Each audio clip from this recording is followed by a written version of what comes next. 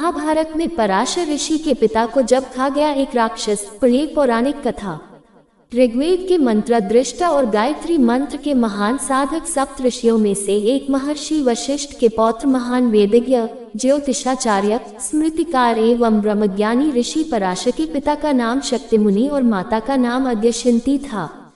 पराशर बाष्कल और याज्ञवल्क्य के शिष्य थे। पराशर ऋषि के पिता को राक्षस कल्माशपाद ने खा लिया था। एक बार की बात है कि पराशर ऋषि के पिता शक्ति एकायन मार्ग द्वारा पूर्व दिशा से आ रहे थे। दूसरी ओर पश्चिम से आ रहे थे राजा कल्माशपाद। रास्ता इतना संकरा था कि एक ही व्यक्ति निकल सकता था तथा दूसरे का हटना आवश्यक था। लेकिन राजा को राजदंड का अहंकार था और शक्ति को अपने ऋषि होने का अहंकार। राजा से ऋषि बड़ा ही होता है, ऐसे में तो राजा को ही हट जाना चाहिए था। लेकिन राजा ने हटना तो दूर, उन्होंने ऋषि शक्ति को कोड़ों से मारना प्रारंभ कर दिया। राजा का ये कर्म राक्षसों जैसा था, अतः शक्ति ने राजा को राक्षस होने का शाप दे दिया। शक्ति के शाप से राजा कल्माशपाद तत्क्षण ही राक्षस हो गए। राक्षस बने राजा ने अपना प्रथम ग्रास शक्ति को ही बनाया और ऋषि शक्ति की जीवन लीला समाप्त हो गई।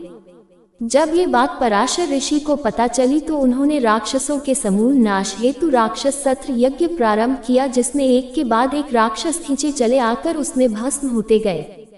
कई राक्षस स्वाहा होते जा रहे थे।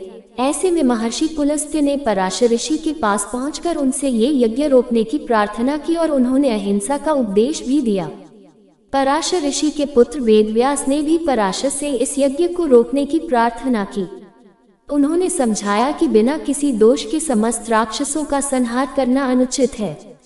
पुलस्त्य तथा व्यास की प्रार्थना और उपदेश के बाद उन्होंने ये राक्षस सत्र यज्ञ की पूर्णाहुति देकर इसे रोक दिया। ऋषि पराशर ने निषादाज की कन्या सत्यवती के साथ उसकी कुंवारी अवस्था में समागम किया था, जिसके चलते महाभारत के लेखक वेदव्यास का जन्म हुआ।